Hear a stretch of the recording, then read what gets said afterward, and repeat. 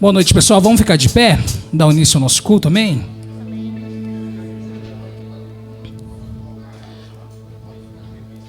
Essa semana a gente comemorou aí mais um ano se completando da Reforma Protestante, amém? Eu não sei vocês, mas eu fico muito feliz com essa época do ano, porque é tão maravilhoso ver tudo aquilo que a palavra de Deus faz quando ela alcança o nosso coração, amém? Quando a gente lê na palavra, a gente conhece o amor de Cristo, a gente conhece o Evangelho. Isso transformou a minha vida, eu acredito que tenha transformado a vida de vocês, amém? E hoje a gente está reunido aqui para cantar para o nosso Deus, declarar todo o nosso louvor, todo o nosso amor por Ele. Então nesse momento, derrame toda a tua gratidão diante de Deus. Tudo aquilo que talvez esteja pesando no teu coração, deixa lá para fora nesse momento, porque a gente agora vai adorar o Senhor. E agora nada mais importa, amém? Amém. Amém, vamos adorar o nome do Senhor, vamos orar juntos.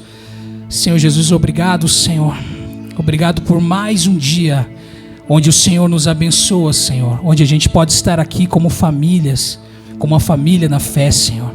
Obrigado pela vida de cada irmão que está aqui presente, Senhor. Quero pedir que o Senhor fale conosco nessa noite por meio da Tua palavra, Senhor. Aquilo que precisa ser falado a nós, a gente possa ouvir a Tua voz. Recebe, Senhor, o nosso louvor e a nossa adoração nessa noite. Todo o nosso louvor, todo o nosso amor por Ti, Senhor. Eu quero entregar nessa noite do meu coração. A gente como família do Senhor, como igreja, a gente quer entregar todo o nosso louvor, todo o nosso amor ao Senhor, toda a adoração ao Teu nome. Porque nós Te amamos, Senhor. O Senhor nos deu vida e vida eterna, Senhor. Obrigado, Jesus, porque o Senhor nos deu vida. O Senhor entrou na nossa história. O Senhor nos resgatou do império das trevas, nos transportou para o reino do Filho amado, Senhor, o reino da Tua luz. Obrigado, Senhor. Amém, queridos? Aplauda o nome do Senhor Jesus, amém?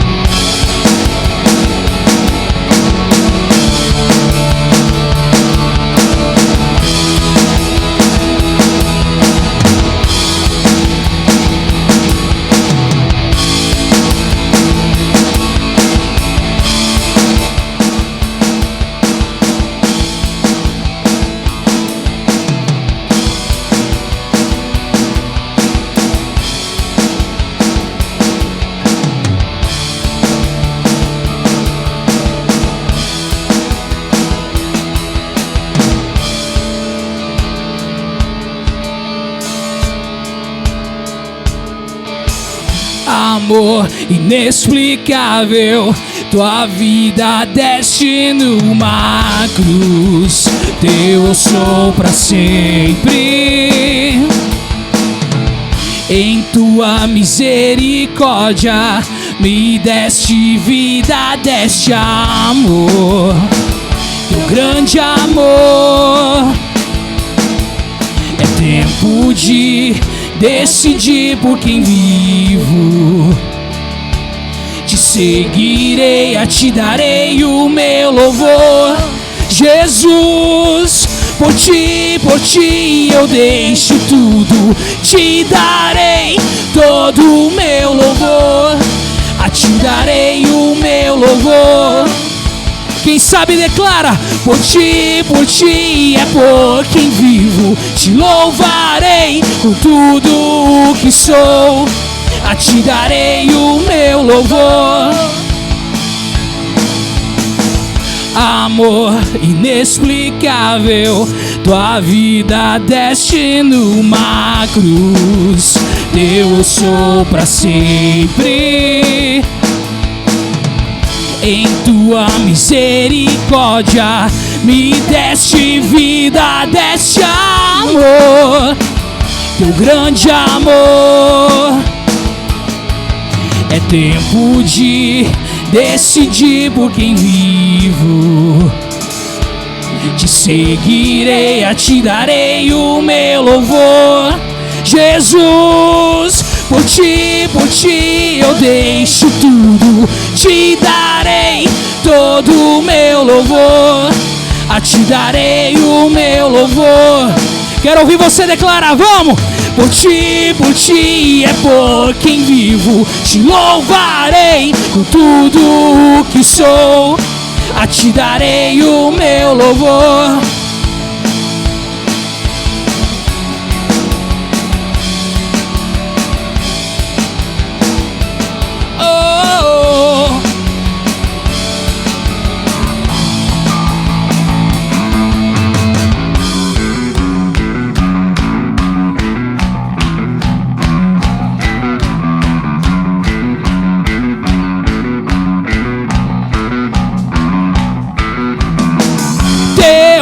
Eu sou o Senhor, vivo para dar-te glória a Deus. Glória e louvor. Quero ouvir vocês. Eu sou o Senhor, vivo para dar-te glória a Deus. Glória e louvor. Mais uma vez. Eu sou o Senhor, vivo para dar-te glória a Deus. Glória e louvor. É tempo de decidir por quem vivo. Te seguirei, eu te darei o meu louvor. É tempo de decidir por quem vivo. Te seguirei, eu te darei o meu louvor. Jesus, por ti eu deixo tudo. Te darei todo o meu louvor. A ti darei o meu louvor. Declara, por ti é por quem vivo. Te louvarei com tudo o que sou. A ti darei o meu louvor. Com tudo o que sou, a ti darei o meu louvor. Com tudo o que sou, a ti darei o meu louvor. Amém? Aplauda o nome do Senhor Jesus.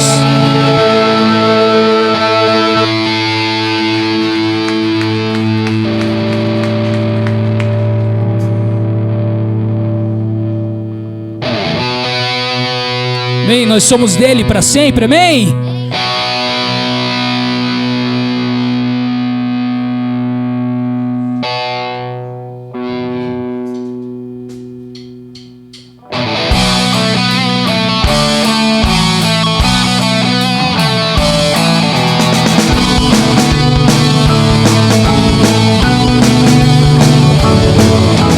Clame a Deus da escuridão e a sua luz o iluminará.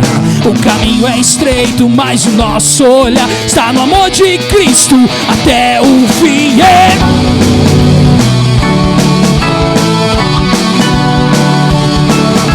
Nós caminhamos caminhamos nele que venceu, deixando tudo para trás. O teu nome dou a conhecer, porque o amor de Cristo precisamos ter. Senhor, guie-nos do seu amor, guie-nos a sua cruz, guie-nos o seu amor.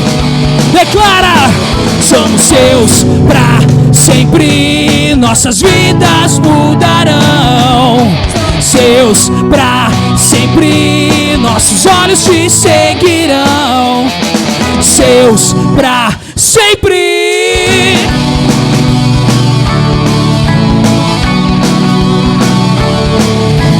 Nós cantamos para o teu louvor, pois esperança e vida nos deu. O teu nome dou a conhecer, porque o amor de Cristo precisamos ter. Senhor, guie-nos o seu amor, guie-nos a sua cruz, guie-nos o seu amor.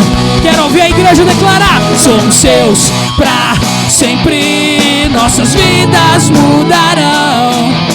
Seus pra sempre, nossos olhos te seguirão. Seus pra sempre, nossas vidas mudarão. Seus pra sempre, nossos olhos te seguirão.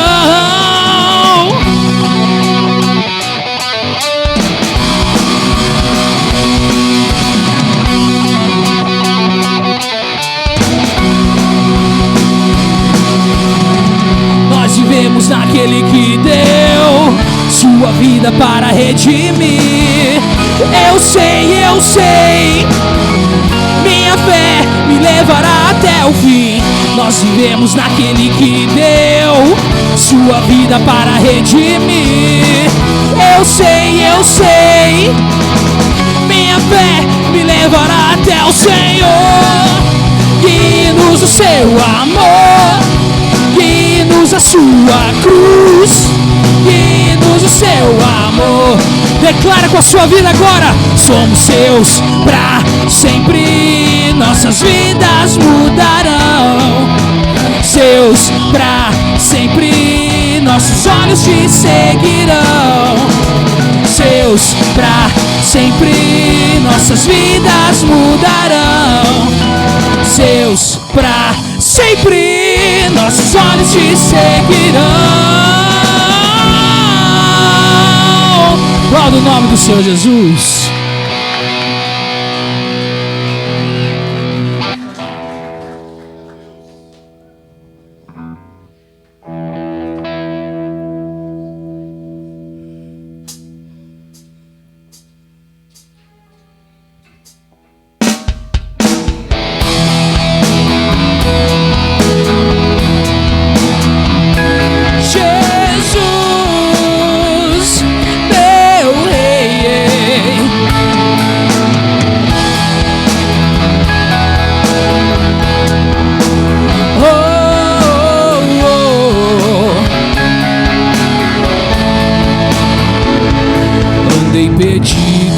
Como estranho, vazias minhas mãos. A sua graça em meio às trevas me envolveu no seu amor.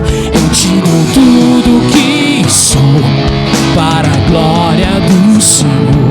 Eu te dou tudo que sou, te louvarei.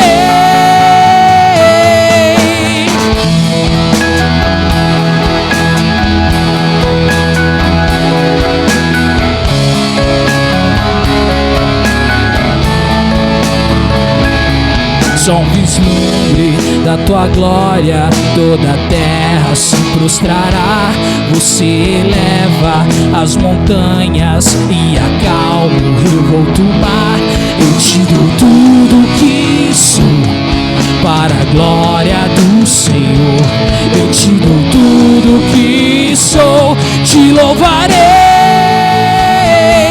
Na tua luz brilhará toda a terra, em sua glória nos dará. tua paz, e nas ruas a alegria estará. Foi por todos nós sua morte na cruz, só te eu darei o meu louvor.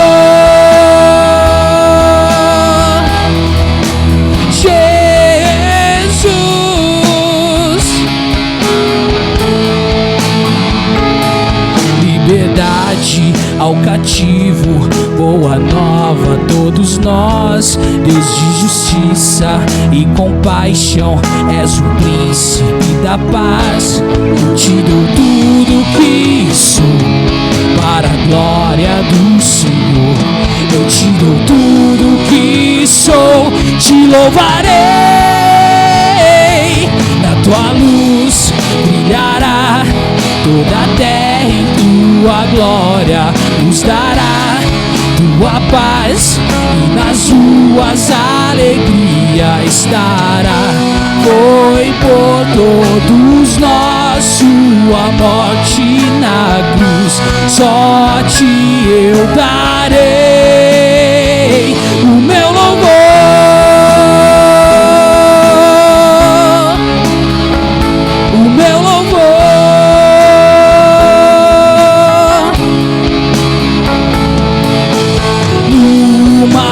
Vós cantem, aleluia, toda a terra clamará o quê?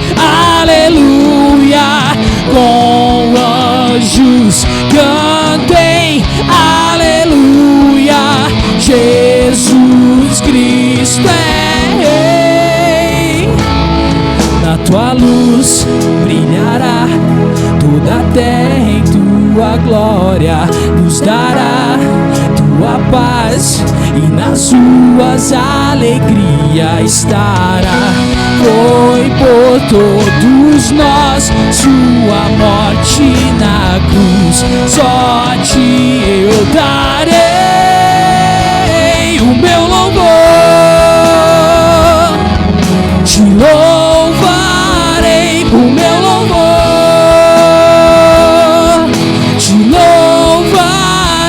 O meu louvor, te louvarei com meu louvor.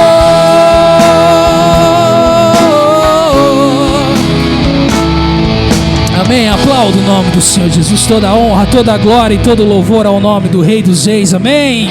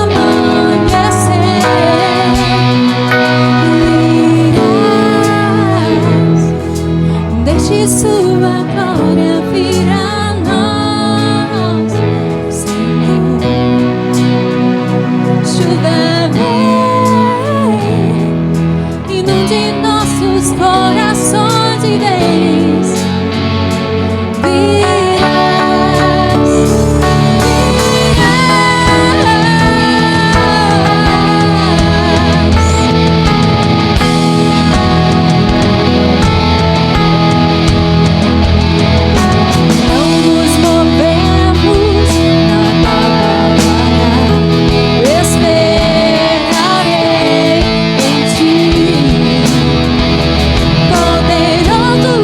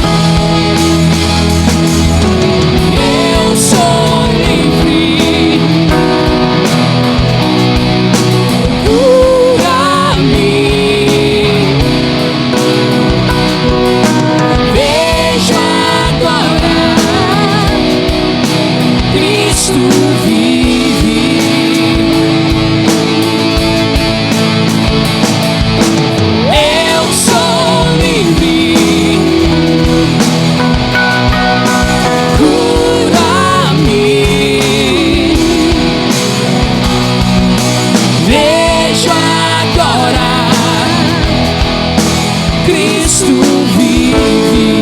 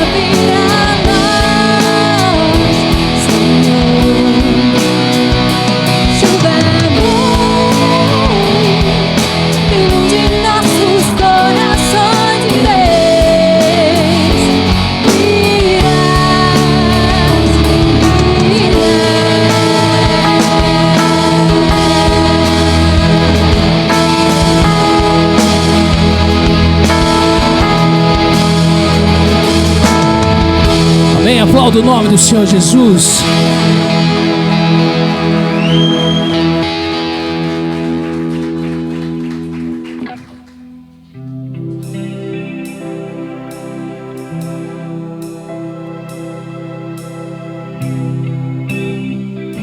Essa música é linda. Deixa o Céu Gritar é um título bem forte para mensagem. Traz na minha mente, pelo menos quando eu penso nesse título, Deixa o Céu Gritar, foi exatamente o momento que tudo ficou escuridão e silêncio, mas havia um grito de dor, e nós sabemos qual grito silencioso de dor foi dado.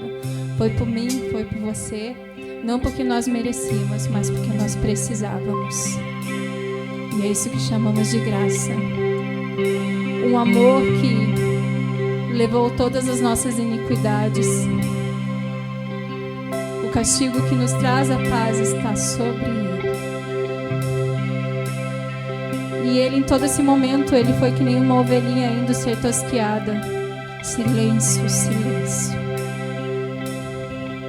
Esse é o amor. Ele não grita, ele não precisa pôr aos ventos eu te amo. As atitudes de um amor se revelam até mesmo no silêncio. E eu quero dizer a você, por esse silêncio, esse grito silencioso lá na cruz, entregue tudo que você tem, tudo que você é, tudo que você deseja fazer ou alcançar para aquele que morreu por você, para o dono do mundo, o dono dos nossos planos. Amém?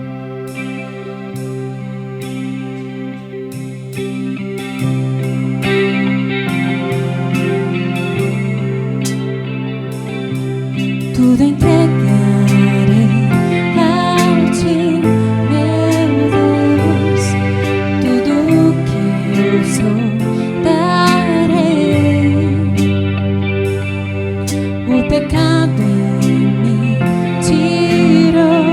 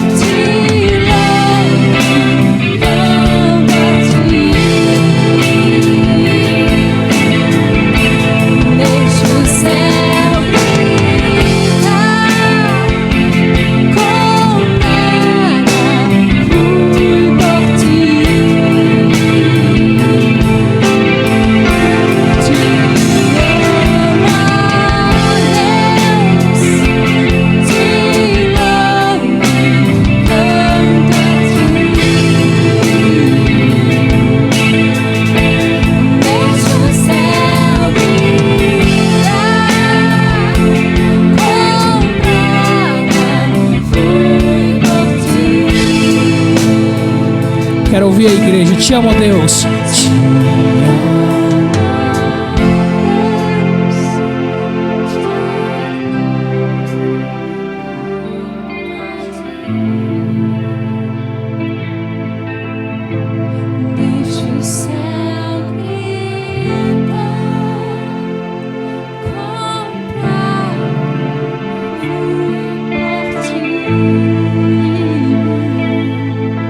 Aqueles que foram comprados pelo Senhor, aplaudam o nome do Senhor Jesus.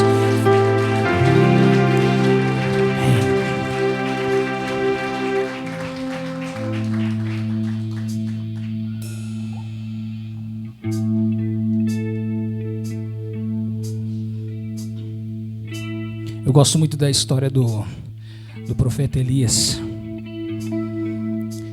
Elias é aquele típico servo de Deus que recebe uma missão de Deus e ele tem tanto a fazer, ele tem tantas obrigações, ele tem uma missão tão grande que ele chega um momento, ele se sente que ele não vai mais dar conta. Ele se sente tão cansado, que ele entra dentro de uma caverna e ele pede a morte, mesmo sabendo quem Deus era, mesmo conhecendo. Elias não tinha crise de fé. Elias não teve uma crise de fé. O que Elias teve na sua vida foi cansaço. E no momento que a gente, lendo a história, a gente acha que Deus vai dar alguma resposta a ele, Deus dá a ele descanso. Amém? Eu não sei se você anda cansado, mas se você tem carregado cansaço na sua vida, nesse momento apresenta diante de Deus e peça a Ele para que aquiete a sua alma. Assim como Ele fez com Elias, Ele deu descanso a Elias, Ele renovou as forças do profeta e o servo de Deus continuou com o seu trabalho. Então entregue diante de Deus, entregue diante do Senhor, apresente ao Senhor todos os teus fardos, todo o peso que você carrega. Amém?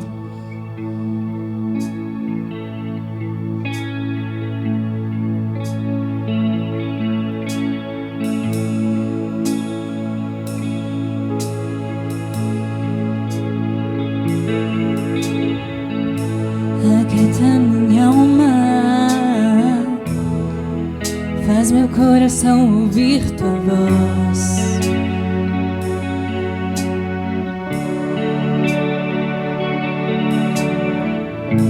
Me chama pra perto, só assim eu não me sinto só.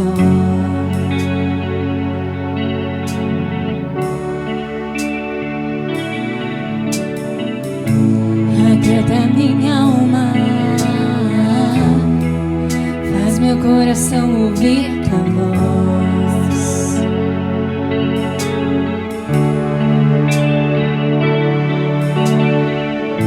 Me chama pra perto, só assim eu não me sinto só.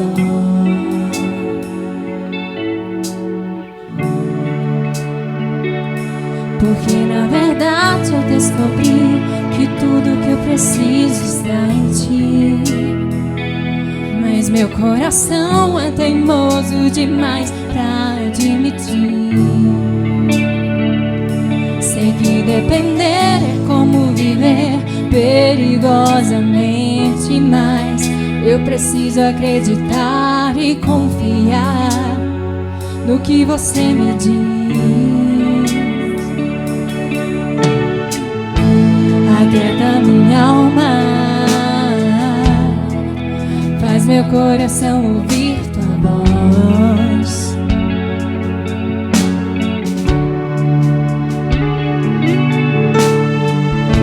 Me chama pra perto,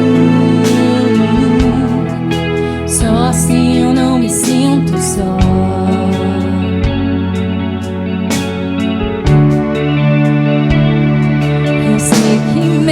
Sem entender, você está no controle, então me esconda no teu coração, me amarre a ti, pra eu não desistir. Eu não quero mais fugir da tua vontade pra mim. Eu sei que vai ser difícil, mas você estará sempre comigo.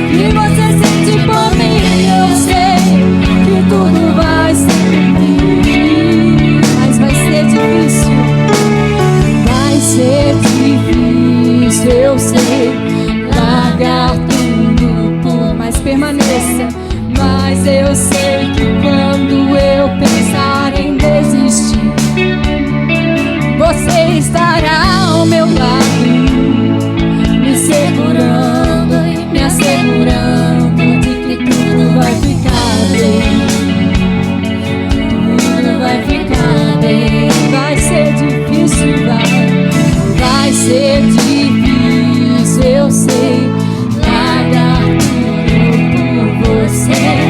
Mas eu sei que quando eu pensar em desistir, você estará ao meu lado, me segurando, me assegurando de que tudo vai ficar bem.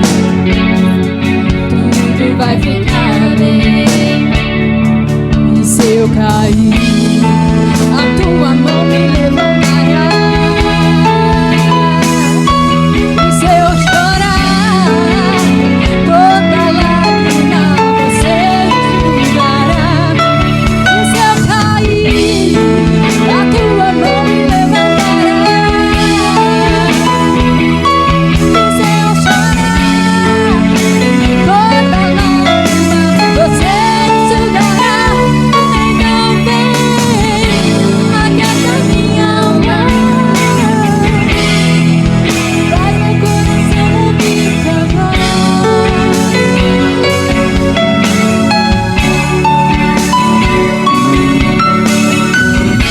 Me chama pra perto, só assim eu não me sinto só.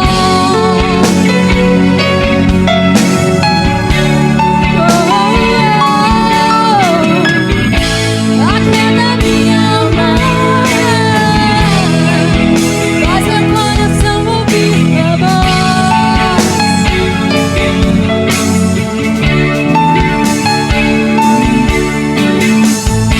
Me chama pra perto, só assim eu não me sinto só.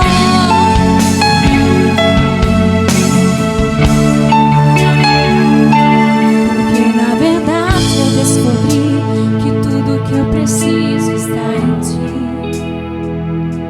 Mas meu coração é teimoso demais pra admitir. Sei que depender é como viver perigosamente, mas eu preciso acreditar e confiar no que você me diz.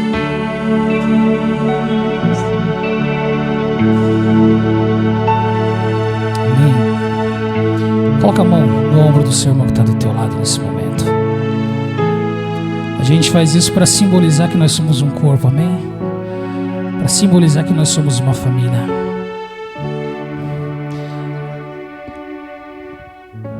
O corpo, quando um membro do corpo sofre, todo o corpo sofre junto, amém?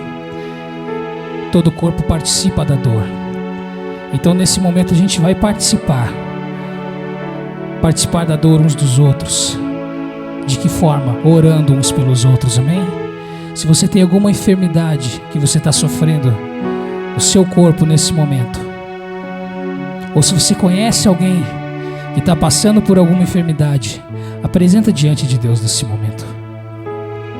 Quantos aqui creem que o Senhor Jesus pode curar? Quantos aqui creem que o Senhor Jesus pode curar? Ele continua sendo o Rei dos Reis e o Senhor dos Senhores. Ele não mudou, amém? Ele é o mesmo ontem, hoje, para sempre. Queridos, a gente já viu gente ser curada em momentos assim. A gente conhece, tem pessoas aqui dentro que já foram curadas em momentos assim. Mas você precisa orar com fé nesse momento, amém? Se você está precisando, se você está passando por um momento, ore com fé nesse momento, crendo que o Senhor Jesus pode te ouvir, porque se for segundo a vontade dele, Ele fará, amém? Vamos orar. Senhor Jesus, eu quero apresentar a vida de cada irmão, Senhor. Cada irmão, Senhor Jesus, que está colocando o seu fardo diante do Senhor. Cada irmão que está colocando a sua dor, a sua luta, a sua tribulação diante do Senhor nesse momento. Eu quero pedir, Senhor, que o Senhor traga cura. Em nome de Jesus, eu quero pedir que o Senhor cure, Senhor. Ô Paizinho amado, quero pedir, Senhor, que o Senhor tire a dor, Senhor, tire a enfermidade dessa pessoa nesse momento. Que o Senhor cure, que o Senhor restaure a saúde. O Senhor restaure, Senhor Jesus, a saúde do irmão que está apresentando a sua dor nesse momento. O Senhor conhece a luta e a vida de cada um aqui, Senhor. Nenhum problema, nenhuma luta aqui, Senhor Jesus, está oculta dos teus olhos. O Senhor nos conhece muito melhor do que nós mesmos nos conhecemos. Por isso a gente apresenta as nossas dores diante do Senhor e a gente pede que o Senhor nos cure, A gente pede que o Senhor nos cure. Espírito Santo de Deus, Espírito do Deus eterno que mora em nós e que está aqui, nos cura nessa noite. Alcança os corações daqueles que estão aqui. Alcança os corações daqueles que não estão aqui, mas estão sendo representados aqui. E o Senhor nos alcance, trazendo sobre nós a tua paz, a tua cura, Senhor. Em nome de Jesus, com o teu toque. Porque o Senhor é o Deus eterno. O Senhor é aquele que era, que é e que sempre será. E nada é impossível para o Senhor. A única coisa que o Senhor quer de nós é fé. A gente apresenta diante do Senhor a nossa fé nessa noite. E a gente entrega tudo nas tuas mãos. Porque se for segundo a tua vontade, o Senhor fará. Obrigado, meu Deus, por essa noite, por esse momento de louvor. Obrigado pela vida de cada irmão aqui presente, Senhor. Te amamos, Senhor Jesus. Amém. Aplauda o nome do Senhor Jesus, amém.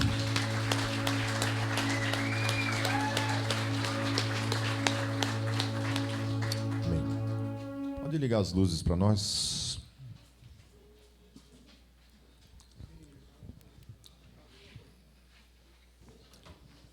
Eu quero chamar aqui na frente o Israel, a Rafa e um menininho chamado Otto. Cadê? Estão aí?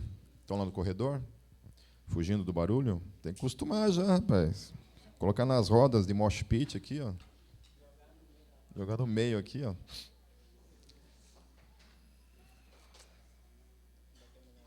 Fica aqui na frente.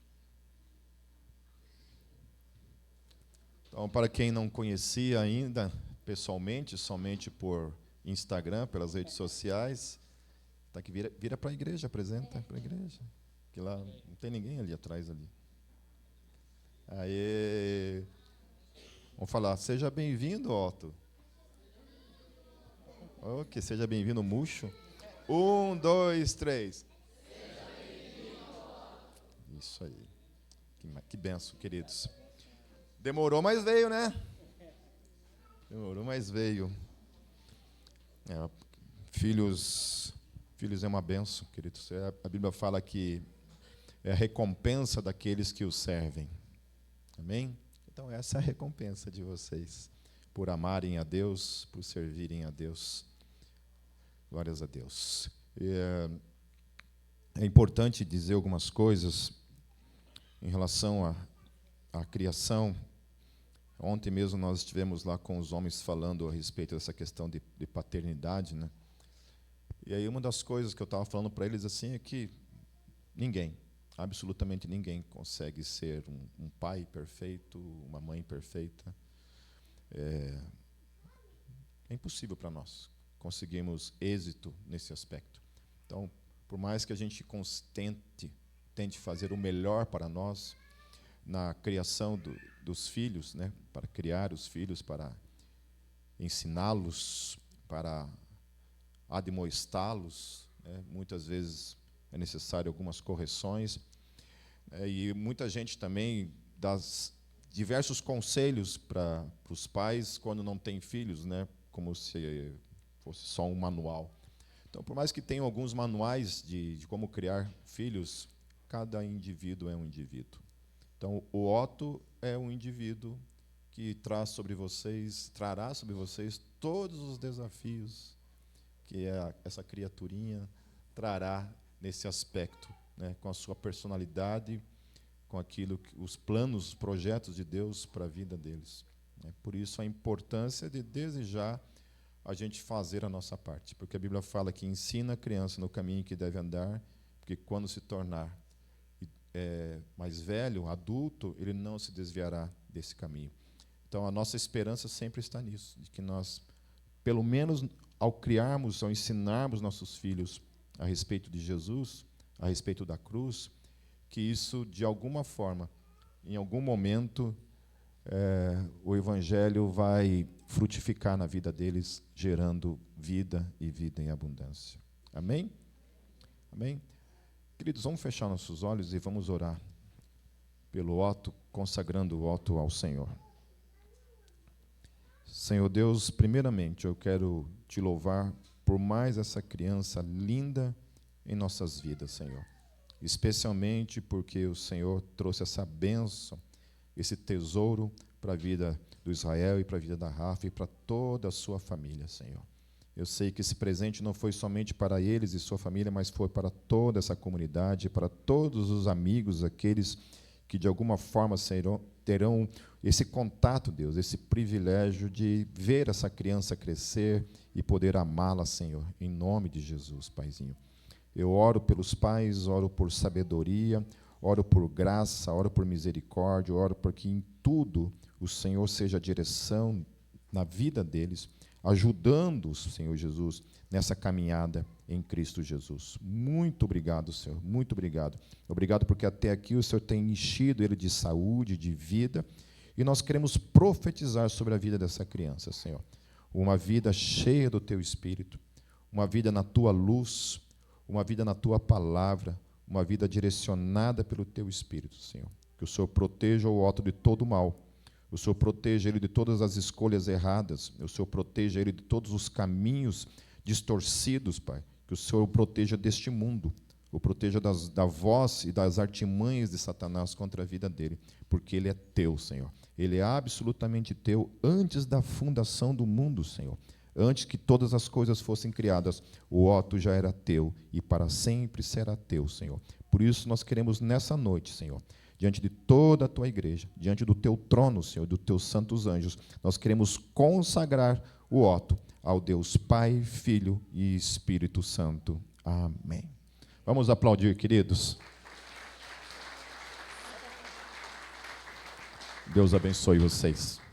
Deus te abençoe, Otto. Amém. Pode se sentar, queridos.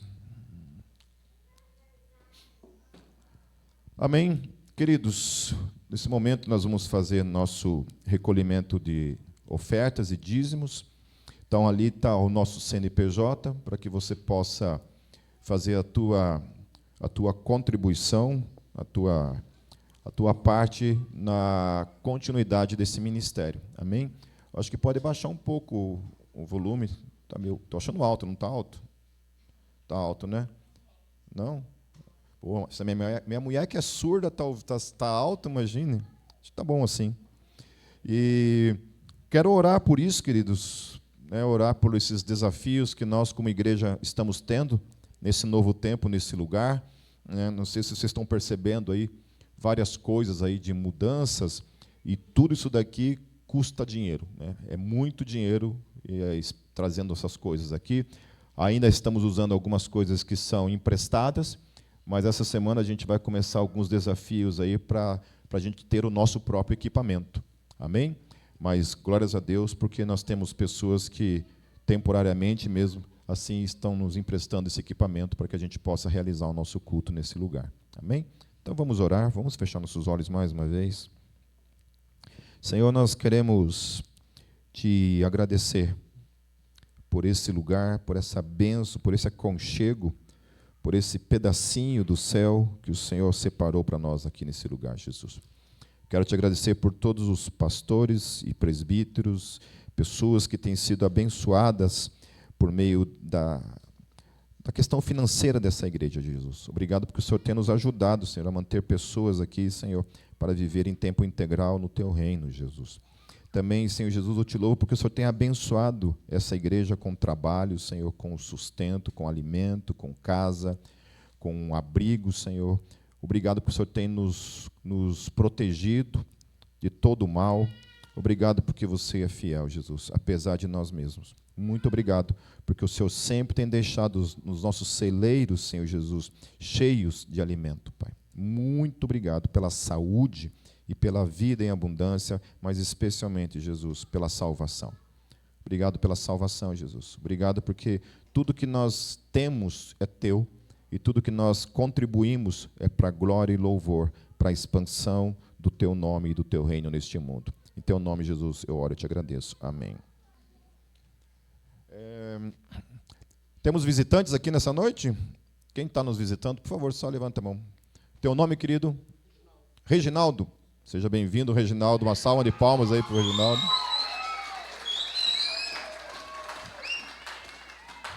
Tá bom? Chega. Leonardo. Seja bem-vindo, Leonardo. Mais alguém está nos visitando pela primeira vez? Não? Sejam sempre bem-vindos. Estou quebrando já o pedal do Lucas aqui. Sejam sempre bem-vindos. Chamar as crianças aqui na frente, que queremos orar por elas. Aqui não pode pisar, não vai quebrar aqui.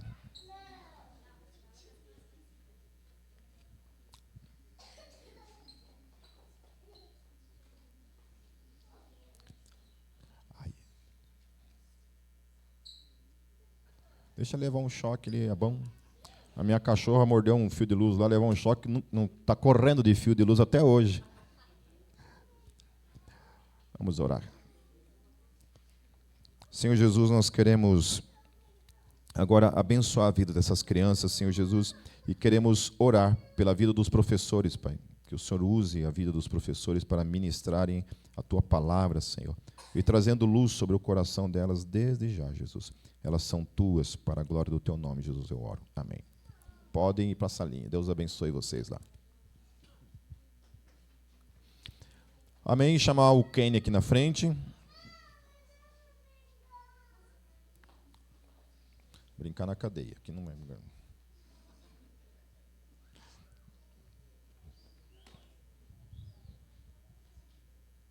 Daqui uns dias vem mais um aí, né? Vamos orar pelo Kenny, queridos.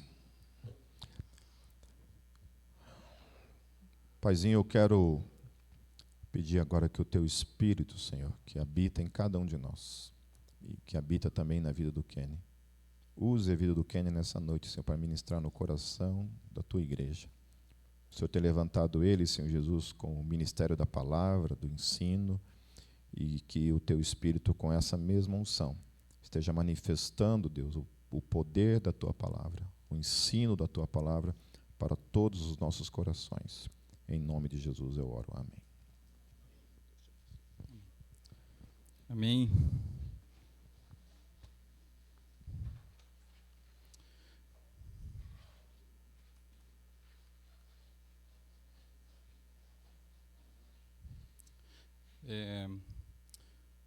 Já vai.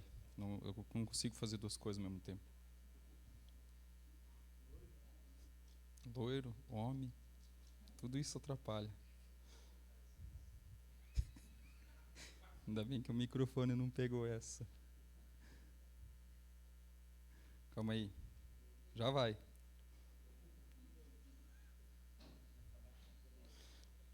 Bom, agora sim.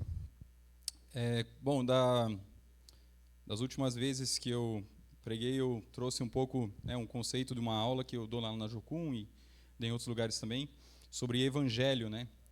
E essa aula ela é dividida em 3 partes, né? É evangelho, regeneração e evangelização. Né? Primeiro, lá ainda era lá na Avenida Iguaçu, né? Tratei do evangelho, né? Do que é o evangelho, né?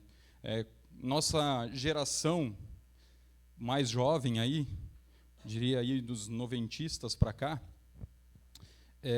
tem uma dificuldade muito grande em definir termos objetivamente. Então, a gente fala assim, não, tem que pregar o evangelho. Tá, mas o que é o evangelho? O que é isso? Né? E aí você ouve muitas coisas que dizem ser o evangelho. Né? Existem muitas explicações para aquilo que é o evangelho. Só que a gente percebe, né, e agora a gente, nessa semana, até comemorou aí os 507 anos da Reforma Protestante. E é legal porque agora a gente tem a chance de voltar para a Palavra de Deus e definir objetivamente o que são esses termos. Né? Então, assim, muitas vezes, né, até essa semana eu estava tendo um debate com alguns amigos meus ali, e parece que a nossa fé contemporânea ela é regida por sensações, ela é regida pelos subjetivos, pelas experiências que eu tenho, menos pela Bíblia. Menos por aquilo que está objetivamente descrito na palavra de Deus. Então, assim, as minhas experiências, elas falam tão alto, que quando eu vou ler a Bíblia, até mesmo aquilo que está escrito na Bíblia não faz sentido na minha cabeça, porque a minha experiência subjetiva ela é muito mais relevante. E a gente está vivendo numa época assim, onde os termos objetivos já não são mais tão importantes assim, né? Eu lembro que há muitos anos atrás, o Pipe fez uma pregação, muitos anos atrás, quando ele era jovem, ele pregou sobre o relativismo. Foi um tributo ao Stryper, e lá na Visconde Guarapuava, e ele falou sobre o relativismo e como o relativismo entrou dentro da igreja. E essa semana eu percebi isso assim muito forte, né? Tendo essa conversa com esses meus amigos, a gente entrou em diferentes temas ali. Um deles é a defesa do apóstolo hoje em dia, né? N questões assim, né? E é interessante porque daí eu oferecia o texto bíblico, né? Eu contrapunha ali eu contrapunha a opinião deles usando um texto bíblico, explicando o texto bíblico, e daí no final das contas eles diziam: não, mas é porque esse texto não está dizendo isso. Aí eu ia lá, fazia exegese do capítulo inteiro para eles, explicando para eles: não, mas é porque mesmo assim. Eu falei assim: gente, então a nossa premissa é diferente. Então a nossa base de consulta, a nossa base de argumentação é diferente. Porque eu estou argumentando em cima de um texto bíblico e em cima de uma exegese desse texto. Enquanto você está argumentando, empurrando a sua ideia sobre o texto, e aí fazendo dessa sua ideia essa teologia, usando esse texto, né? E é muito perigoso isso. E a gente cai facilmente nesses erros. A gente, porque as nossas experiências subjetivas, elas são muito marcantes. Né? A nossa vida muda quando você tem uma experiência diferente com Deus, né? Como o Lucas falou sobre cura, né? Cara, eu tive minha mãe curada, né? de um tumor que ela tinha. Cara, aquilo muda a nossa vida, mas aquilo não é doutrina, aquilo é uma experiência. A gente tem que saber separar as coisas. Deus, aquilo que Ele revelou a nós, Ele revelou pela palavra dEle. As experiências, elas são para confirmar de que Ele continua regendo esse mundo, de que Ele continua fazendo as coisas. Uma outra coisa interessante que aconteceu na Reforma Protestante foi a defesa da salvação pela fé. E essa é uma das coisas que até hoje nós temos que continuar defendendo. Né? Como eu falei, a nossa geração também tem uma dificuldade muito grande em aceitar que crer no Senhor Jesus nos leva à salvação. Né? De um lado nós temos os liberais que já não creem em mais nada e que fazem o que querem, né? O texto bíblico não serve mais, a Bíblia não serve mais, é tudo muito subjetivo, muito turvo, né? Né, o relativismo, e do outro lado nós temos o moralismo, onde você precisa fazer para ser aceito. Né? E na minha pregação lá sobre o Evangelho eu tratei sobre isso, né? Os perigos dessas duas coisas. Né? E hoje a gente vai tratar então do que é essa fé, o que é regeneração, como ela acontece, o que acontece quando o meu coração é regenerado. Né? E eu usei, pode jogar lá no regeneração, lá o slide. E então, recapitulando um pouco sobre o Evangelho, nós vimos ali que o Evangelho ele é essa ação de Deus em separar para si um povo. Né? Um povo culpado, um povo justamente condenado pela sua própria desobediência. Né? Esse povo está caminhando para o inferno, todo mundo está caminhando para o inferno, mas Deus ele decide salvar para si um povo. Ele começa ilustrando isso no Antigo Testamento com as suas alianças, fazendo aliança com Abraão, depois mostrando a exigência da sua santidade com a lei mosaica, e depois então ele mostra a incapacidade do ser humano de cumprir com essa lei, por isso ele continua mantendo a sua aliança. Em Davi ele promete explicitamente um descendente para salvar. Aí todo mundo achou que era Salomão e pisaram na bola. E o Antigo Testamento termina em um tom de desilusão, onde Deus se calou por 400 anos e ninguém entendeu mais nada. De repente surge uma voz lá do deserto, João Batista, anunciando que o Salvador estava vindo. Então, o Evangelho ele é esse anúncio de salvação, esse anúncio de um povo separado pelo próprio Deus. Um Deus que decide derramar justiça sobre o seu Filho, para que esse povo receba a graça e a justificação por meio disso. Mas isso tem uma maneira de acontecer. E a regeneração é essa... Por que que... Ah, está aqui. Meu teclado não estava indo. Não está indo. É que eu sou loira. Vamos abrir nossas Bíblias lá em João 3,16, um texto muito conhecido, mas a gente vai usar um pouco dele e a gente vai tratar um pouco daquilo que de quem é esse que crê, de quem é esse regenerado. Vou ler. Diz assim: porque Deus amou ao mundo de tal maneira que deu o seu Filho unigênito, para que todo o que nele crê não pereça, mas tenha vida eterna. Legal, todo aquele que nele crê. Mas quem é esse que crê? Quem é esse todo aquele que nele crê? Como que a gente identifica? Como que isso acontece? Né? E pode ir passando. Lá em João 3, do 1 ao 8, se vocês quiserem abrir lá também, nós vamos mexer bastante com textos bíblicos para lá e para cá, mas os textos estão sempre ali no slide. Diz assim: havia entre os fariseus um homem chamado Nicodemos, um dos principais dos judeus. Este, de noite, foi ter com Jesus e lhe disse: Rabi, sabemos que és mestre, vindo da parte de Deus, porque ninguém pode fazer esses sinais que tu fazes, se Deus não estiver com ele. A isto respondeu-lhe Jesus: em verdade te digo que, se alguém não nascer de novo, não pode ver o reino de Deus. Perguntou-lhe Nicodemos: como pode um homem nascer sendo velho? Porventura, voltar ao ventre materno e nascer uma segunda vez? Respondeu-lhe Jesus: em verdade te digo, quem não nascer da água e do Espírito, não pode entrar no reino de Deus. O que é nascido da carne é carne, o que é nascido do Espírito é o Espírito. Não te admires de eu te dizer: importa-vos nascer de novo. O vento sopra onde quer, ouves a sua voz, mas não sabe de onde vem, nem para onde vai. Assim é todo aquele nascido, assim é todo o que é nascido do Espírito. João 3, 1 ao 8. Crê quem é regenerado por Deus. Ou seja, o novo nascimento, ele não está em nossas mãos. Por isso que é novo nascimento. Você escolheu nascer? Eu não escolhi. Nascer de novo, é interessante que Jesus usa essa analogia, né? Porque você não escolhe. Né? Ele não está em nossas mãos, não está sob o nosso controle.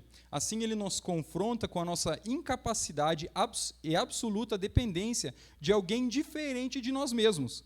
Ou seja, o novo nascimento não depende de mim e nem de você. Depende de alguém diferente de nós, Deus. Né? Isso é inquietante. Recebemos a mensagem de que não veremos o reino de Deus se não nascermos de novo, e de que não podemos tornar possível o nosso próprio novo nascimento. E esse ensino nos confronta com a absoluta liberdade de Deus. Então isso é interessante, porque isso confronta um pouco, tem certas linhas teológicas aí, né, que não, porque eu escolhi, eu dei meu sim para Deus, né. Esses dias eu vi um cara falando assim, um padre, ele disse assim que Maria, essa mulher realmente ela tinha que ser assim adorada mesmo, venerada, porque se não fosse o sim dela, o Salvador não teria vindo. Falei, nossa, que Bíblia que esse cara está lendo, né? O sim dela, o anjo veio avisar. O anjo falou assim, já era. Né? José não teve nem para onde correr, né? O anjo avisou, já era, o anjo deu o sim de Deus ali para Maria e falou assim, ó, é isso aí, vai nascer o Salvador do mundo, é do teu ventre. E é isso aí, o nome dele vai ser Jesus e pronto. Né? Não tem esquema, não tem... Deus, ele é livre. Né? Eu acho difícil, assim, para algumas pessoas, e para nós também, às vezes, a gente trata Deus, o Ariovaldo Júnior fala isso, né? Às vezes a gente trata Deus como se fosse uma ideia, né? Um conceito. E a gente não entende que Deus ele tem vontade própria, que ele é outro, né? Que ele decide o que ele quer, que ele faz o que ele quer, que ele é Deus. Isso é confrontante a nós, porque a gente acha que Deus ele tem que se dobrar aos nossos conceitos. A gente acha que Deus ele tem que se render à minha vontade. Né? Só que o novo nascimento já mostra que não é bem assim. Jesus, nessa conversa com Nicodemos, já deixa claro que você tem que nascer de novo. Nicodemos fica assim, cara, como assim nascer de novo? Né? Não vem de você não decide isso. E aí... Continuando ali, diz assim, o nosso novo nascimento depende decisiva e finalmente de Deus. A decisão divina de nos tornar vivos não é uma resposta ao que fazemos enquanto estamos espiritualmente mortos.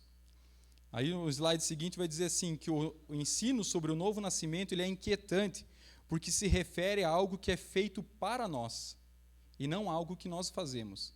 né, mais uma vez, o moralismo não funciona, porque eu não decido. Deus é quem fez por mim primeiro. Ele é quem causou isso na minha vida. E aí, João 1,13 enfatiza isso, quando se refere aos filhos de Deus como aqueles que não nasceram do sangue, nem da vontade da carne, nem da vontade do homem, mas de Deus. Que é Deus quem realiza o novo nascimento e não nós. Pedro salientou essa mesma verdade. Bendito Deus Pai de nosso Senhor Jesus Cristo, que segundo a sua muita misericórdia nos regenerou. É isso que tem que gerar um coração grato em nós.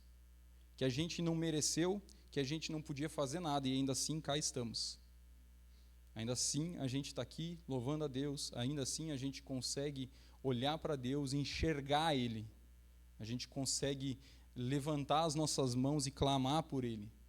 Porque sem Ele mesmo, sem a vontade dEle mesmo, sem a sua ação por nós primeiro, se Ele não nos amasse primeiro, nós nem estaríamos aqui.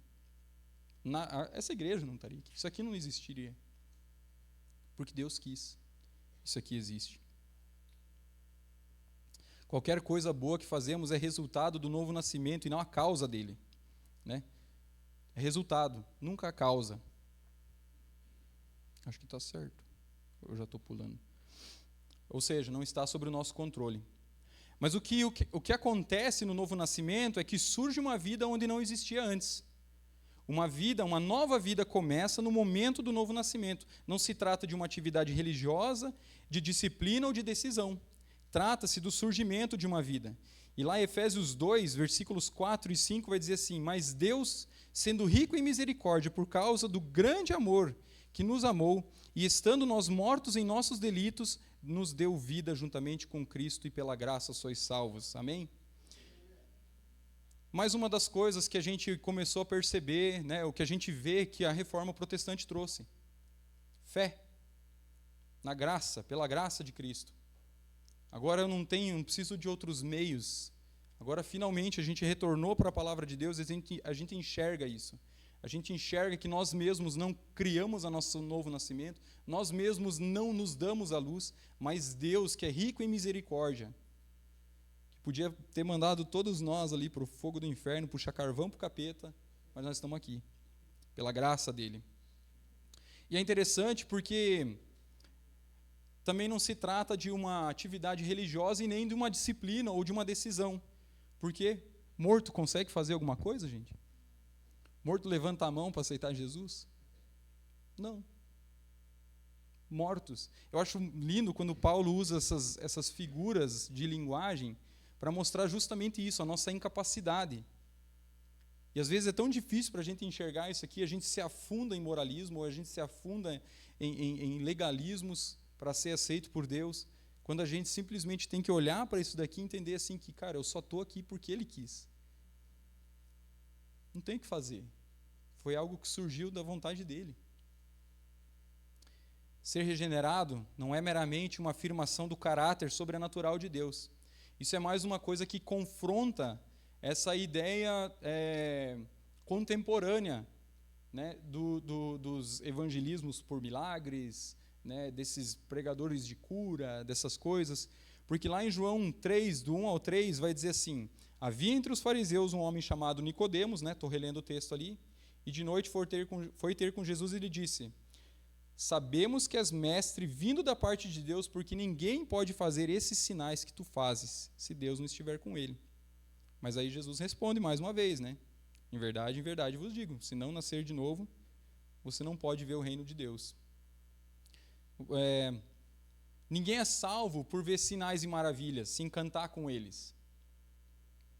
Ninguém é salvo por isso. Nem por dar crédito àquele que faz os milagres. Isso é interessante, que Nicodemos reconhece, né? Cara, você vem de Deus. Porque ninguém que não vem de Deus consegue fazer o que você faz. Legal, ele até reconheceu. Daí, né? Aí ele fala assim: esse é um dos grandes perigos dos sinais e maravilhas. O John Piper diz assim: não preciso de um coração novo para ficar encantado com sinais e maravilhas. Né? Lá na Índia era interessante, porque se você vai a alguns templos hindus lá na Índia, eles gostam muito desse tipo de misticismo sobrenatural, assim, essas coisas, né? E, cara, se você for lá, e você acha que isso aqui muda a tua vida, sinais e maravilhas, milagres e coisas sobrenaturais vai mudar o seu coração, cara, se você vai num templo hindu lá, você se converte para o hinduísmo. Porque tem. Esses dias eu estava olhando no Instagram lá, um cara comendo brasa acesa, cara. E aí? Daí, se isso é o que precisa, isso traz multidões. E se fosse esse o grande transformador de corações, então a gente era para estar fazendo milagre torta direito o tempo todo, e era para estar todo mundo se convertendo. Só que não é assim. A gente não precisa disso. A velha e caída natureza humana é tudo o que necessitamos para ficarmos deslumbrados com sinais e maravilhas. Mais uma vez, eu não digo que eles não acontecem. Acabei de citar um exemplo da minha mãe, e assim como tantos outros que a gente sabe que acontecem, mas eles não são para transformar corações. A única coisa capaz de transformar o coração de alguém é o Espírito Santo. E o Espírito Santo, ele como eu já vi no Instagram aquela figurinha, de acordo com algumas correntes teológicas, o Espírito Santo bate na porta. Não, o Espírito Santo não bate na porta, ele arrebenta a porta, ele entra e ele faz morada e acabou. Deus é assim, ele escolheu quem vai nascer de novo e ele vai lá e faz. E não é através disso aqui. E essa natureza tem inclinação para dizer que aquele que faz milagres vem de Deus. O próprio diabo sabe que Jesus é o Filho de Deus e que faz milagres. A gente já viu isso. Até esses dias eu estava justamente argumentando com os meus amigos isso. Eu falei assim, gente, mas a teologia inteira de vocês, a fé inteira de vocês é baseada em subjetividade, naquilo que você vê acontecendo ali na tua frente, nos milagres e tudo mais. E não está errado você se maravilhar com isso, não está errado você glorificar a Deus porque Ele fez isso. Mas isso não pode ser a base fundamental da sua fé. Não pode. Porque aí, aonde você for, se você entrar no templo hindu, você vai ver milagres, você vai dizer, é de Deus também. Entendeu? Você vai ver coisas sobrenaturais acontecendo e você vai dizer, é de Deus também. Então, isso não pode ser a base da nossa fé. Não pode. A gente não pode ser levado por qualquer vento de doutrina. Graças à reforma protestante, graças a Deus por ter feito acontecer, a gente hoje pode voltar para as Escrituras e ver que a fé é que nos salva, e essa fé é em Jesus apenas. Crê quem é nascido da água e do Espírito. O texto ali diz que quem não nascer da água e do Espírito, Jesus fala assim, quem não nascer da água e do Espírito não pode entrar no reino de Deus. E existem alguns aspectos do que isso significa. Uma das coisas e uma das correntes que você vai ouvir muito falar sobre isso é que isso tem a ver com o batismo, Quem não nascer da água e do Espírito não pode ver o reino de Deus, Cara, e daí o maluco que estava na UTI lá morreu e não deu tempo de batizar. Opa, deu errado, Que não deu tempo, nem por aspersão foi, Nem por efusão, nada, Não teve jeito. Mas é interessante porque, em primeiro lugar, se fosse uma referência ao batismo cristão, e se fosse tão essencial ao novo nascimento, como alguns dizem, pareceria estranha a ausência no restante do capítulo, a sua ausência no restante do capítulo. Quando Jesus nos ensina como ter a vida eterna, lá no versículo 15 do mesmo capítulo vai dizer assim, para que todo o que nele crê tenha vida eterna, para que todo aquele que nele crê não pereça, mas tenha vida eterna. Quem nele crê não é julgado. Se o batismo fosse tão essencial, seria estranho ele não ser mencionado juntamente com a fé no restante do capítulo. Então aqui a gente já tem que abrir um alerta. Opa, peraí, mas o texto só ali fala sobre água e Espírito, e depois ele não fala mais nada sobre água, sobre batismo, sobre nada disso. O que está acontecendo? O segundo lugar, que nos traz uma visão um pouco mais clara, é que a analogia do vento no versículo 8 pareceria estranha se o novo nascimento não estivesse tão firme ligado ao batismo. Com água.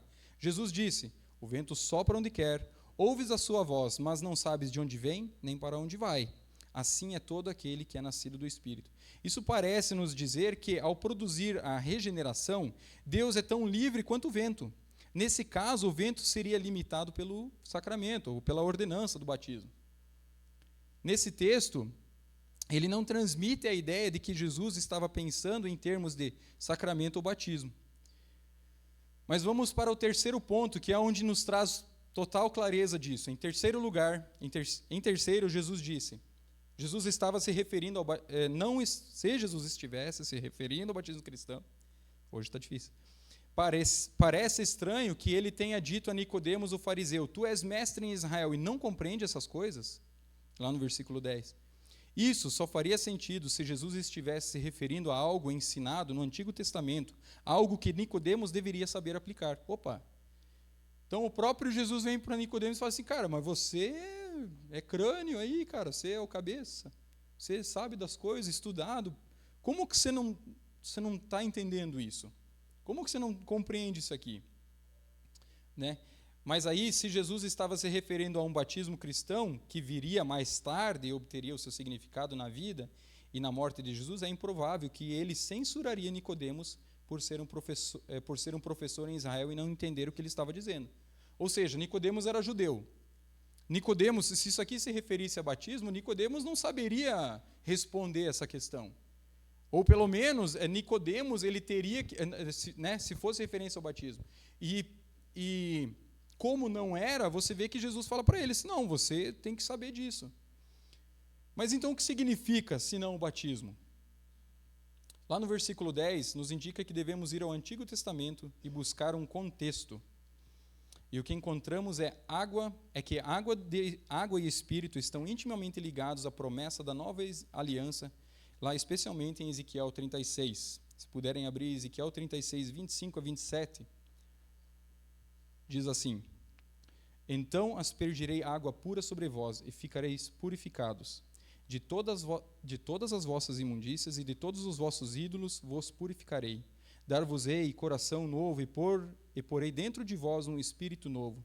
Tirarei de vós o coração de pedra e vos darei um coração de carne. Portanto não, porei dentro de vós o meu espírito e farei que andeis nos meus estatutos e guardeis os meus juízos e os observeis. Opa, agora a gente está começando a entender que é uma ação de Deus. Né? Nascer de novo da água e do Espírito é isso. É o próprio Deus lavando o nosso coração, o próprio Deus aspergindo a sua purificação sobre nós por meio do Espírito. Essa passagem é a que dá origem às palavras de Jesus. Quem não nascer da água e do Espírito não pode entrar no reino de Deus, para quem Deus falou, vós sereis o meu povo e eu serei o vosso Deus. É isso. Em outras palavras, então, entrarão no reino aqueles que têm uma novidade de vida, uma novidade que envolve a purificação do velho e a criação do novo. Então a gente agora conseguiu definir mais ou menos quem é esse que crê e como isso acontece. E o interessante é que o final dessa frase, né, a última frase ali, ela traz um pouco mais, ela nos leva um pouco além, que fala assim, ó, novidade que envolve purificação do velho e criação do novo. Se eu e você somos nascidos de novo, precisa haver isso aqui. Né? As coisas velhas, a nossa antiga prática de vida, ela precisa mudar. As coisas que a gente fazia antes, que eram pecado diante de Deus, elas precisam mudar. E junto com isso, Deus cria coisas novas em nosso coração. Assim, o modo correto de pensar sobre o novo coração, o novo espírito e a nova natureza é que eles ainda são você e precisam ser perdoados e purificados. Esse é o objetivo da referência à água. Minha culpa precisa ser lavada. A purificação com água é uma figura disso em Jeremias 33, 8, e ele afirma nesses termos, purificá-los-ei de toda a sua iniquidade com que pecaram contra mim, e perdoarei todas as suas iniquidades com que pecaram e transgrediram contra mim.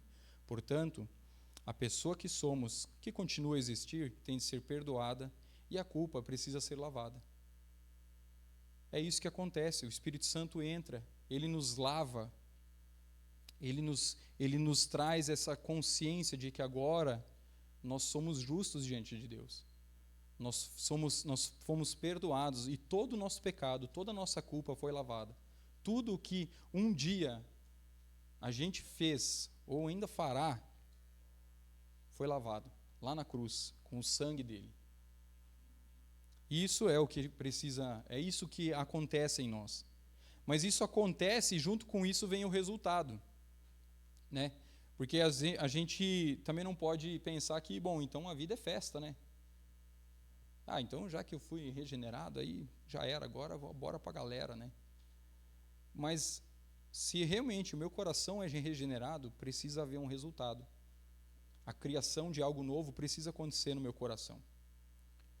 E ali em João 5, de 1 a 5, diz assim: todo aquele que crê que Jesus é o Cristo é nascido de Deus, e todo aquele que ama ao que o gerou também ama ao que dele é nascido.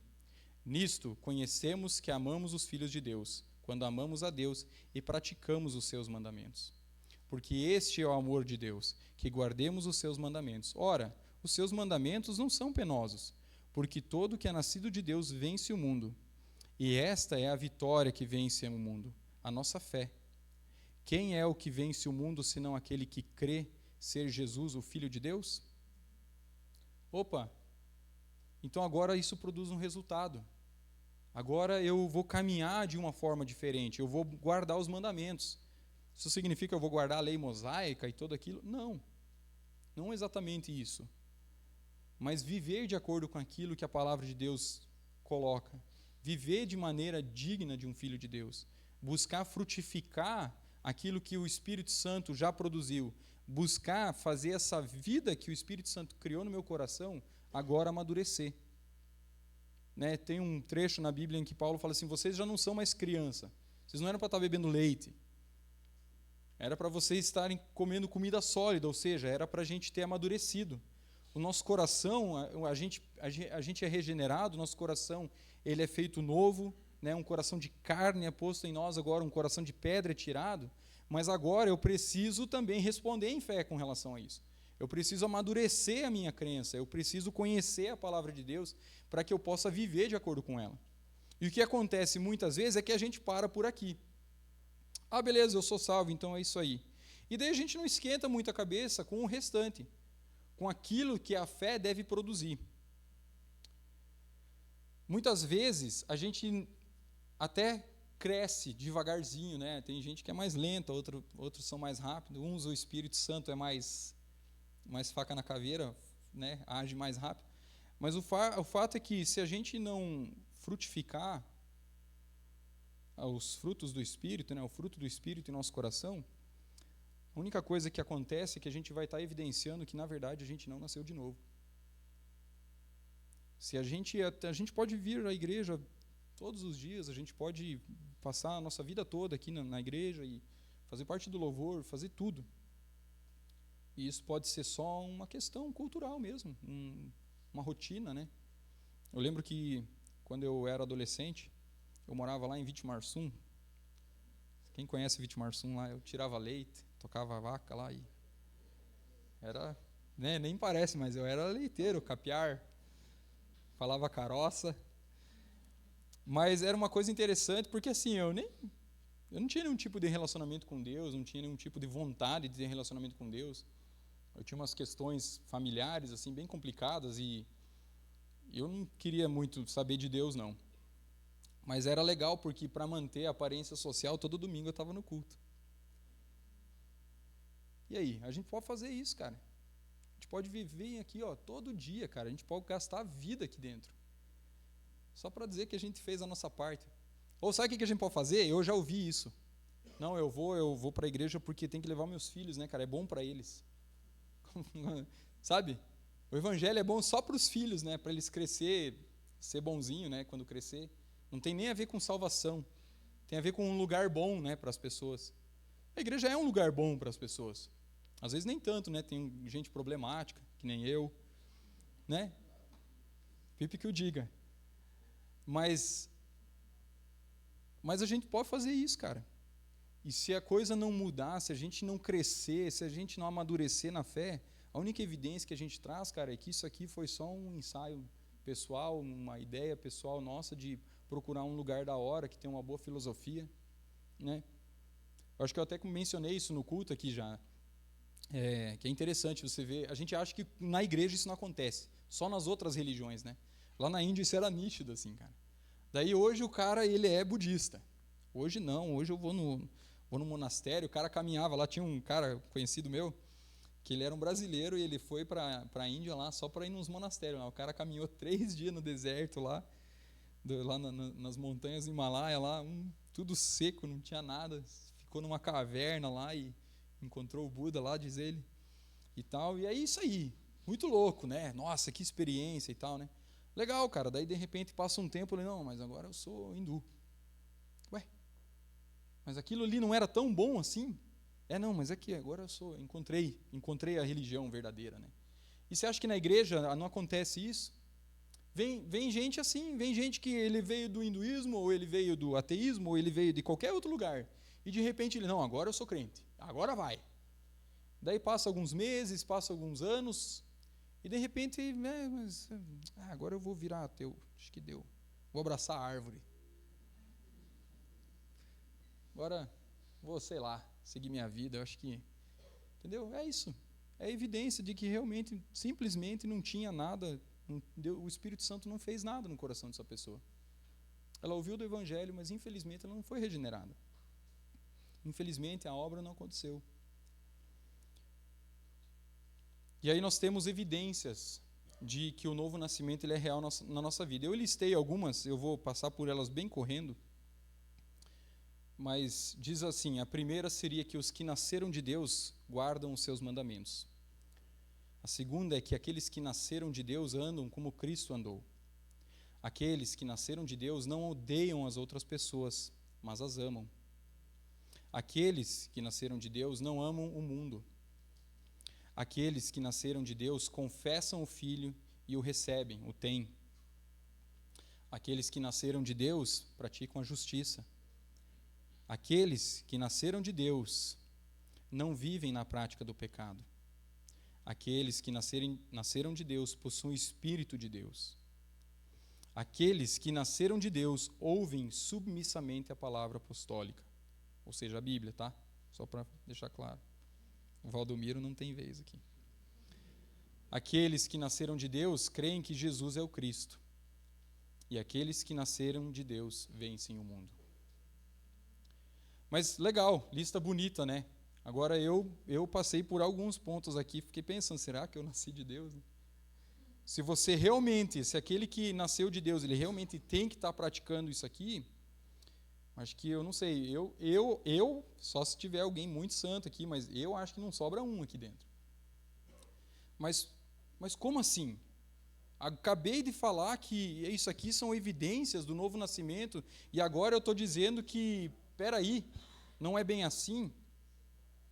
A gente precisa tomar cuidado para não entender errado as coisas. Existe uma diferença entre ser santo diante de Deus e estar vivendo em santificação, um processo de santificação. Mais para frente, ali está dizendo, está ali já, está certo. Um dos efeitos errôneos da má interpretação dessas passagens seria o de encherem-nos do senso de que João talvez estava dizendo, se você nasceu de novo, você é perfeito. Então, só o pipa escapa. Só que não, né? Só que não. Tem hora chega a fé de enxofre. Brincadeira, gente. Não há defeitos na vida cristã, há somente vitória, né? Se a gente pensar nisso aqui, né? Se a gente olhar para a lista ali, meu Deus, né? O cara vira crente, né? O Espírito Santo transformou a vida do cara, ele já pode subir, morre direto, né? Morre e vai para o céu já. Se viver também já estraga. Né? Isso seria um caso sério de má interpretação da epístola. Um outro efeito errôneo da má interpretação é que desses textos é que eles podem ter sobre a nossa mente má interpretação, o efeito, né, que esses textos podem ter sobre a nossa mente é o de fazerem-nos pensar que podemos perder a nossa salvação. Opa! Não, se ou eu nasci de novo, eu faço tudo isso, ou se eu não faço tudo isso, eu perdi minha salvação. Ou daí hoje eu fiz tudo, e amanhã Ou ontem eu fiz tudo. Amei minha mulher, né? Amei minha esposa, assim, de verdade, né? Confessei Cristo como Senhor, não odiei ninguém nesse dia, né? Fiz tudo, cumpri os 11 requisitos ali, né? Os 11 passos para a salvação. E daí hoje, já teve quebra-pau em casa, já apanhei, já menti para ela, sei lá, né? Já contei alguma coisa, falei que ela não estava, né, no seu melhor dia, e eu comecei a odiar ela, e aí eu perdi minha salvação. Mas não é isso. Talvez façam-nos pensar que podemos ser nascidos de novo por um tempo e depois perdemos, depois podemos começar a falhar nesses testes, morrer e perder a vida espiritual que nos é dada no novo nascimento. Agora que eu vi que eu estava com o microfone lá embaixo. E esse é um outro erro sério. Então a gente tem que tomar cuidado, mas então como que a gente entende isso? E João declara assim: se dissermos que não temos pecado nenhum, presente simples, a nós mesmos nos enganamos e a verdade não está em nós. Se confessarmos, no futuro do subjuntivo, é que estudei português esses dias. Mentira, isso eu copiei de um livro.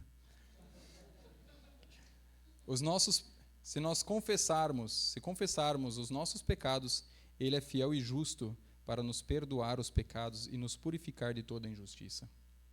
Se dissermos que não temos cometido pecado, fazemo-lo mentiroso e a palavra não está em nós. João se esforçou em dizer que andar na luz não significa andar perfeitamente. Significa que ao tropeçarmos, a luz de Cristo nos faz ver o tropeço como um pecado, odiá-lo, confessá-lo, receber o perdão e seguir adiante com Cristo. Eles saíram de nosso meio, entretanto não eram dos nossos, porque se tivessem sido dos nossos, teriam permanecido conosco. Todavia, eles se foram para que ficasse manifesto que nenhum deles era dos nossos. Esse texto é uma das mais claras afirmações bíblicas no sentido de que há outro meio de compreendermos o que acontece quando uma pessoa abandona a igreja. João disse: eles saíram de nosso meio, entretanto não eram dos nossos, porque se tivessem sido dos nossos, teriam permanecido conosco. Todavia, se eles se foram para que ficasse manifesto que nenhum deles era dos nossos. É aquilo que eu falei. Tem gente que não era daqui e foi embora. Tem gente que não era crente. Eu não estou daqui falando de igreja, né, de outra igreja, nada disso. Eu estou falando que não era crente. Né, veio aqui e tal e foi embora, largou a mão. Porque realmente ele não era dos nossos. Ele foi abraçar a árvore, ele era do cão. Vai puxar carvão para o capeta, fazer o quê? É isso que Deus está dizendo. Agora, se voltar, opa, vamos lá, vamos caminhar. E se permanecer firme, que bom, Deus preservou. Graças a Deus. Todas essas evidências, elas podem ser resumidas, no final das contas, em fé e amor. Todo aquele que crê que Jesus é nascido de Deus e todo aquele que ama o que o gerou, também ama o que dele é nascido. Nisso conhecemos que amamos os filhos de Deus. Estou lendo mais uma vez aqui. Quando amamos a Deus e praticamos os seus mandamentos. Porque este é o amor de Deus, que guardemos os seus mandamentos. Ora, os seus mandamentos não são penosos, porque todo o que é nascido de Deus vence o mundo, e esta é a vitória que vence o mundo, a nossa fé. Quem é o que vence o mundo, senão aquele que crê que Jesus é o Filho de Deus? E aí segue uma ordem. Podemos dizer que a regeneração é a causa da fé, e isso fica claro em 1 João 5,1. Todo aquele que crê, ou seja, que tem fé em Jesus, é o que é nascido de Deus. Nascer de Deus resulta em nossa crença. O nosso crer é a evidência imediata do ato de Deus em gerar-nos. Amar as pessoas é o fruto da nossa fé, é o fruto dessa fé. Isso é o que João argumenta no versículo 4. A vitória que vence o mundo, ou seja, que vence os obstáculos de amar os outros, é a nossa fé. Então a gente só consegue se amar aqui dentro dessa igreja e de tantas outras, e amar as outras pessoas, amar até os ímpios, porque a gente tem fé. Amar verdadeiramente só vem por meio da fé. Depois fala que é o Peter, que é barulhento.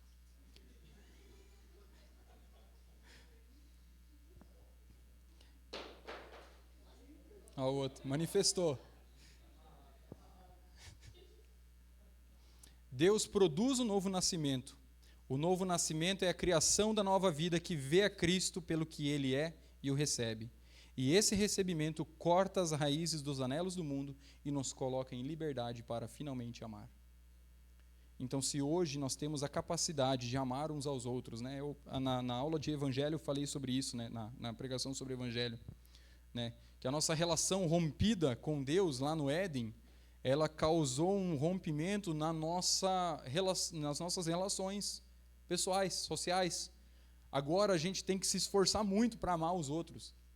E se não houver verdadeira fé em nosso coração, a gente não consegue. A gente começa a odiar daqui para ali, assim, daqui uns 2 segundos. Porque a gente não consegue perseverar. Porque a gente não tem o verdadeiro amor dentro de nós. Aquele que nos amou primeiro não está em nós, assim a gente não consegue amar os outros. Não como deveríamos. Não com aquele amor que transcende a história da humanidade, não com aquele amor que transcende a realidade. E esse amor, ele principalmente se manifesta em uma coisa: em compartilhar dessa realidade, do Evangelho. Cara, se você ama alguém, cara, você vai falar para essa pessoa que ela precisa conhecer o Evangelho, que ela precisa ouvir do Evangelho, que ela precisa conhecer Jesus. Se você realmente ama alguém, cara, você vai fazer isso. Sabe por quê? Porque se você não ama essa pessoa, ou se você não fizer isso para ela e você diz que ama ela, o que vai acontecer é que, lógico, Deus é soberano e se Ele quiser, Ele vai salvar os seus, mas você não fez parte, você não teve o privilégio de fazer parte da salvação dessa pessoa, se essa pessoa realmente é uma eleita, se essa pessoa realmente vai ser encontrada por Cristo. Você não teve o privilégio de fazer isso. Esse é o grande ponto. Muitas vezes, falar o Evangelho, as pessoas me perguntam assim: Kenny, mas você é missionário, mas daí você é calvinista, né? Ué, mas se Deus vai salvar os que Ele elegeu, para que você vai ficar pregando o Evangelho? É justamente porque Deus mandou amar as pessoas. E eu acho que a maior expressão de amor para com alguém é justamente trazer essa realidade sobre a vida dessa pessoa, de que ela precisa de um Salvador. Eu acho que esse é o maior ato de amor. Além de ser um mandamento bíblico, pregar o Evangelho independente de quem será ou não salvo, até porque eu e você nós não sabemos quem será ou não salvo, é que esse eu acho que é o maior ato de amor para com alguém. Levar a mensagem do Evangelho para as outras pessoas. Então começa com a fé, essa é a vitória que eu venci o mundo, a nossa fé. A razão pela qual o novo nascimento vence os desejos da carne, os desejos dos olhos, o orgulho pelas nossas posses é que ele produz fé. A obra mais imediata e decisiva de Deus no novo nascimento é que a nova vida que ele produz percebe o valor supremo de Jesus acima de todas as coisas. A pessoa nascida de novo, vê sem demora que Jesus é superior a todas as coisas e recebe-o como o tesouro que ele é. Isto é fé, receber a Jesus por tudo que ele é, porque nossos olhos foram abertos para ver a sua verdade e a beleza e valor. Por isso que a fé vence o mundo. O mundo nos mantinha em escravidão pelo poder dos seus desejos, mas nossos olhos foram abertos por meio do novo nascimento, para que vejamos como Jesus é muito mais desejável. Jesus é melhor que os desejos da carne, os desejos dos olhos e as riquezas que nos sufocam com a cobiça e o orgulho. E ainda às vezes hoje nos sufocam, né? Facilmente hoje, mesmo crendo em Jesus, facilmente a gente pode ter o nosso olhar atraído por riquezas, cobiça, orgulho, por tantas coisas. Eu acho que assim, todo dia a gente luta contra essas coisas. Todo dia a gente não quer praticar essas coisas, a gente não quer cobiçar nada, a gente não quer ser orgulhoso, a gente não quer viver pela riqueza por si só, né? Idolatrar a riqueza, as posses. Todo dia a gente luta com isso. E todo dia a gente é lembrado por nosso Deus de que Jesus é melhor. E para terminar, o amor. No versículo 3 diz: Este é o amor de Deus, que guardemos os seus mandamentos. Ora, os seus mandamentos não são penosos. Às vezes, as pessoas equiparam guardar aos mandamentos ao amor de Deus, e elas citam João 14,15. Se me amais, guardeis os meus mandamentos. Mas esse texto distingue claramente o amar a Cristo e a obediência aos seus mandamentos. Se me ameis, isso é uma coisa. Guardareis os meus mandamentos, isso é outra coisa. Uma coisa leva a outra. Se você tem uma, terá a outra. O amor e o guardar os mandamentos não são idênticos. Não é errado dizer que amar a Jesus ou amar a Deus inclui fazer o que Ele manda, mas isso não é tudo. Por isso João disse, os meus mandamentos não são penosos. Amar a Deus não é apenas uma obediência externa. E essa que é a grande questão. Significa ter um coração voltado para Deus, e tal coração não considera penosos os mandamentos de Deus. E é aqui que eu quero chegar, porque às vezes a gente acha que amar a Deus e obedecer os seus mandamentos é aquele ato externo, né? Aquele esforço externo que você tem que fazer, de fazer as coisas tudo certinho, né? Não é isso. Não é isso não que você não vai fazer isso, mas não nesse sentido. Amar a Deus significa ter um coração voltado para Deus, logo isso não é penoso. Não é penoso por quê? Porque o teu coração quer fazer a vontade de Deus. Você tem esse desejo, o próprio Deus produz esse desejo em você, em mim, né? Não é penoso, por quê? Porque é gostoso servir a Deus, é gostoso amar a Deus, é gostoso obedecer a Deus. Ainda que a gente lute contra a nossa carne, ainda que a gente às vezes perca certas batalhas, mas amar a Deus não é penoso porque é bom, porque o próprio Deus coloca esse desejo em nós. E se os mandamentos de Deus não são penosos, o que eles são? Eles são desejáveis. Aquilo que você deseja fazer de todo o coração não é uma realização árdua. E eu queria fazer a gente lembrar disso, assim, né? Nos exortar mesmo. Se por algum motivo nós temos dificuldade em obedecer a Deus, em cumprir os seus mandamentos, né? Em caminhar de acordo com as Escrituras, talvez é porque a gente não está usando isso aqui muito. E às vezes a gente nem sabe o que fazer direito, né? Porque a gente não conhece muito bem isso aqui. E eu tenho sido muito exortado, assim, nos meus momentos de devocional, assim, porque, cara, é difícil, sabe? Você tirar um tempo, assim, todo dia para ler a Bíblia. Cara, tem hora que o negócio não vai. E tem hora que você está lá, você abre a Bíblia, você lê e... Achei legal, o Nicodemos falou isso num vídeo, ele falou assim, cara, o perigo de você ler certas biografias é que você vai ver os caras tendo uma vida extraordinária e muito provavelmente você não vai viver essa vida tão extraordinária assim. Então, muito provavelmente nós não vamos ser, né, vamos falar de Calvino, né, vamos falar de, sei lá, Jonathan Edwards. Muito provavelmente a gente não vai viver essas coisas. Agora, a grande questão é a gente conseguir viver ali, no ordinário da vida. Conseguir se deleitar na palavra de Deus, conseguir se dedicar à palavra de Deus, crescer em fé. Isso é difícil, isso é sobrenatural.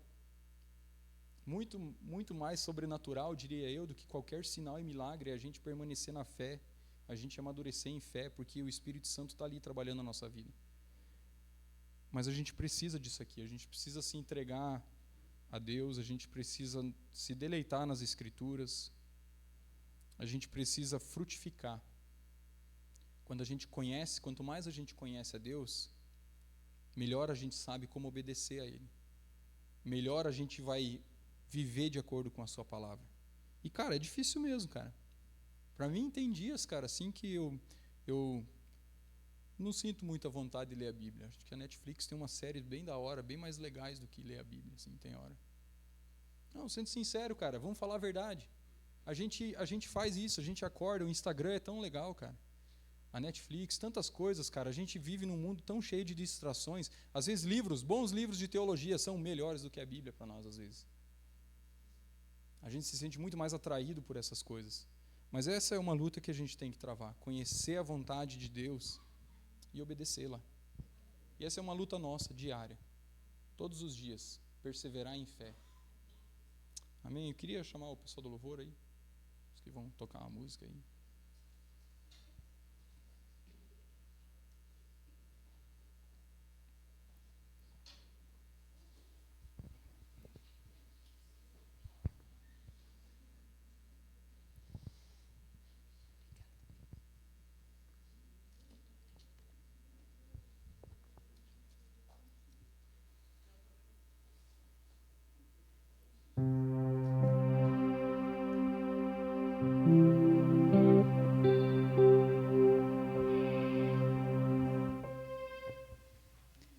diz a palavra de Deus, Deus procura os que adoram em verdade e em espírito. E que assim seja nesse louvor, esses momentos que o Pipe decidiu trazer de vez em quando no final do culto.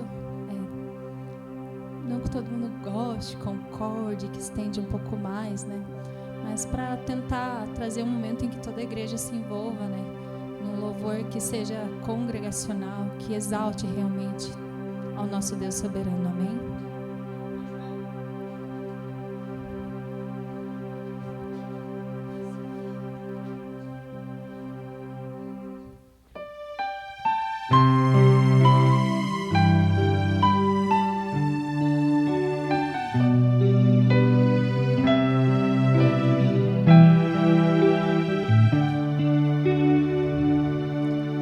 Em espírito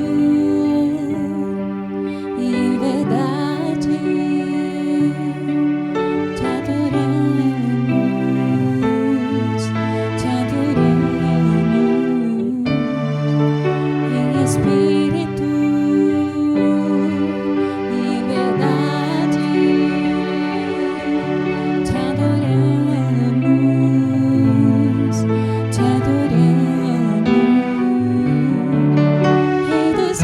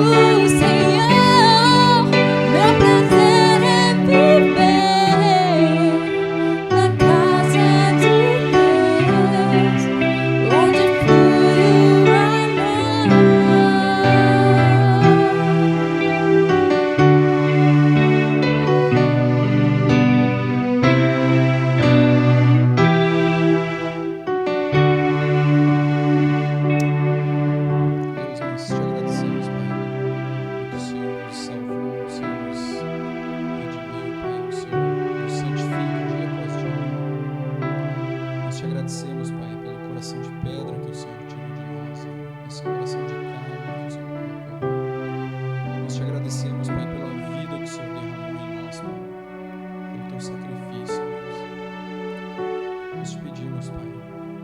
Continue nos santificar, Pai. Continue nos fortalecermos, que nós possamos frutificar, Pai, o Teu Espírito na vida das pessoas, amando uns aos outros, Pai. Que nós possamos viver, Pai, de maneira digna com a Tua palavra, Deus. Em nome de Jesus, livre-nos de nós mesmos, Pai. Que nós sejamos conduzidos pelo Teu Espírito, dia após dia, Deus. Em nome de Jesus. Amém. Pode ligar as luzes. Último recado, queridos. Não precisa nem se assentar que já vamos terminar. Sábado que vem, às 5 horas da tarde, aqui na Gólgota, nós temos nossa última reunião com os casais, tá? Então, todos os casais estão convidados para estarem juntos. Depois nós teremos uma pizza, mas é só para os casados. Vocês solteiros que se lasquem, tá bom? Então, assim, casais e, obviamente, também pessoas que estão namorando, né? Porque algumas coisas que nós estamos tratando aqui, que estão no processo de namoro, eu ia falar de luto, ó, meu Deus. Ou de noivado, que estão se preparando para o luto eterno, né?